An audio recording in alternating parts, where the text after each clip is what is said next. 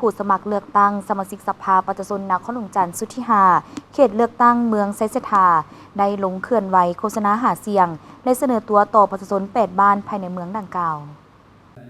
ในวันที่ 18 กุมภาพันธ์ 2026 อยู่ที่วัดโซกใหญ่ ผู้ลงสมัครหับเลือกตั้งเป็นสมาชิกสภาประชาชนนครหลวงจันทร์สุทธิหาเขตเลือกตั้งเมืองไซเสธาได้ลงเคลื่อนไหวโฆษณาหาเสียงและเสนอตัวต่อผู้มีสิทธิ์ปลดบัตรเลือกตั้งก็คือประชาชน8บ้านคือบ้านโซกใหญ่โซกน้อยโพนทองน้าเบียนน้าไหนาโนจอมซีและบ้านดุง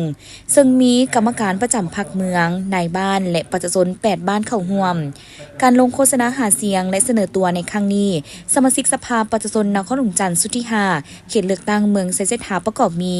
ท่านนางบัววอนสุขละแสงกรรมการพรรคนครหลวงเลขาคณะพรรคเมืองไซเสธาผู้สมัครหมายเลข1ท่านนางพิสมัยต้นสวัสดิ์หมายเลข2ท่านดร.จันทไลไสยวงศ์หมายเลข3ท่านคำสิงพรหมจักรหมายเลข4ท่านธงหุทิราชหมายเลข5ท่านพันโทถาวรดาวมณีวงศ์หมายเลข6และท่านท้องสมหมายรัตนาบุตรหมายเลข7ในโอกาสลงโฆษณาหาเสียงและเสนอตัว